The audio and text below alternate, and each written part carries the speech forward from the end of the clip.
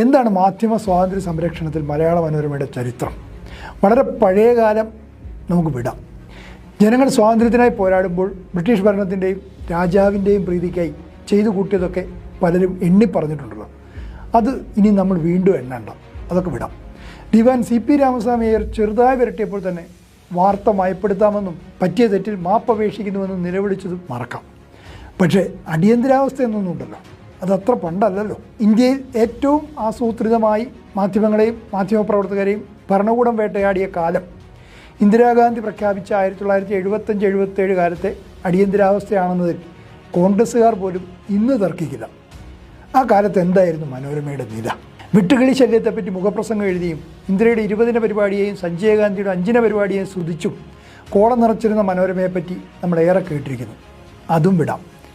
എന്നാൽ മാധ്യമ സ്വാതന്ത്ര്യം കുഴിച്ചുമൂടപ്പെട്ട അക്കാലത്ത് ആ ഇരുളിൻ്റെ മറവിൽ സർക്കാരിൻ്റെ നല്ല കുട്ടി പട്ടികയിൽ കയറി സർക്കാർ പരസ്യം വാങ്ങി കൂട്ടുക കൂടിയായിരുന്നു മനോരമ എന്നതുകൂടി നമ്മൾ അറിയണം. ഇന്ത്യൻ ജനതയുടെയും മാധ്യമ സഹജീവികളുടെയും സ്വാതന്ത്ര്യം വിറ്റ് വരുമാനം കൂട്ടുകയായിരുന്നു അന്ന് മനോരമ.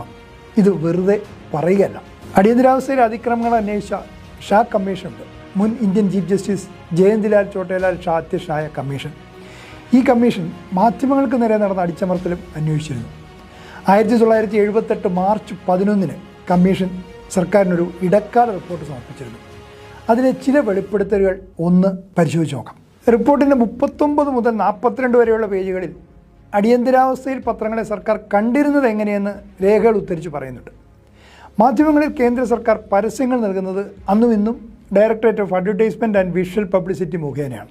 ഇതിന് പാർലമെൻറ്റ് അംഗീകരിച്ച മാനദണ്ഡങ്ങളുണ്ട്. ചെറുകിട പത്രങ്ങൾക്ക് വരെ പരസ്യം കിട്ടാൻ വേണ്ടിയാണ് ഈ സംവിധാനം. രാഷ്ട്രീയ നിലപാടിൻ്റെ പേരിലോ സർക്കാരിനെ വിമർശിച്ചതിൻ്റെ പേരിലോ ഒരു മാധ്യമത്തിന് പരസ്യം നിഷേധിക്കപ്പെടാൻ പാടില്ല എന്ന ജാഗ്രതയാണ് ഈ വ്യവസ്ഥകൾ. അടിയന്തരാവസ്ഥയിൽ കുപ്രസിദ്ധനായ VC ശുക്ലയായിരുന്നല്ലോ വാർത്താവിനിമയ മന്ത്രി. DAVPയുടെ ഈ മാനദണ്ഡങ്ങളൊക്കെ ദൂരെ എറിയാൻ അദ്ദേഹം നിർദ്ദേശിച്ചു. സർക്കാർ അനുകൂല പത്രങ്ങൾക്ക് പരസ്യം കൂട്ടാനും എതിർക്കുന്നവർക്ക് പരസ്യം വിലക്കാനും കഴിയുന്ന മട്ടിൽ മാനദണ്ഡം മാറ്റാനായിരുന്നു നിർദ്ദേശം. ഇക്കാര്യം ജസ്റ്റിസ് ഷാ റിപ്പോർട്ടിൽ എടുത്തു പറയുന്നു. നിലവിലുള്ള പത്രങ്ങളുടെ ഗ്രേഡിംഗ് ആകെ മാറ്റിമറിച്ചു. പത്രങ്ങളുടെ 3 പട്ടിക തയ്യാറാക്കാൻ ശുക്ല ആവശ്യപ്പെട്ടു. എന്നിട്ട് ശുക്ല കൂടി ഇരുന്ന് പട്ടിക തീരുമാനിച്ചു. അന്നത്തെ principal information officer doctor AR ബാജിക്കായിരുന്നു ലിസ്റ്റ് ഉണ്ടാക്കുന്നതിൻ്റെ ചുമതല. ABC എന്നായിരുന്നു പട്ടികയെന്ന് ബാജി ഷാ കമ്മീഷൻ നൽകിയ മൊഴിയിൽ പറയുന്നുണ്ട്. എയിൽ A+ഉം ബിയിൽ B+ ഉണ്ടായിരുന്നു.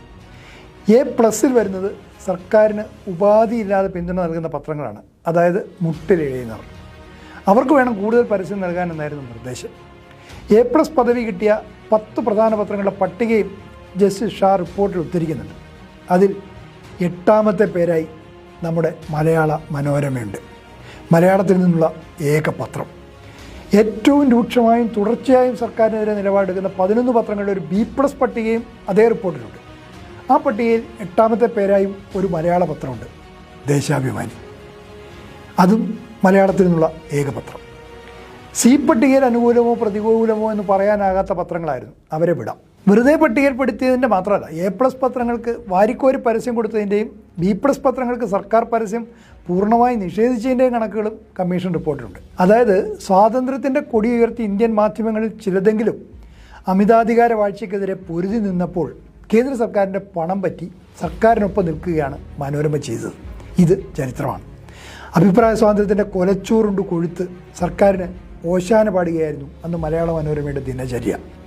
മനോരമയുടെ ഉടമസ്ഥാവകാശം അന്നും കണ്ടെത്തൽ കുടുംബത്തിനാണ്. ദേശാഭിമാനി അന്നും CPMൻ്റെ മുഖപത്രവുമാണ്. അത് രണ്ടും ഇന്നും അങ്ങനെ തന്നെ. ഒരു സംശയം വേണ്ട, ഇനിയൊരു അടിയന്തരാവസ്ഥ വന്നാലും കേന്ദ്ര സർക്കാരിൻ്റെ A+ പട്ടികയിൽ മനോരമ ഉണ്ടാകും, B+ പട്ടികയിൽ ദേശാഭിമാനി.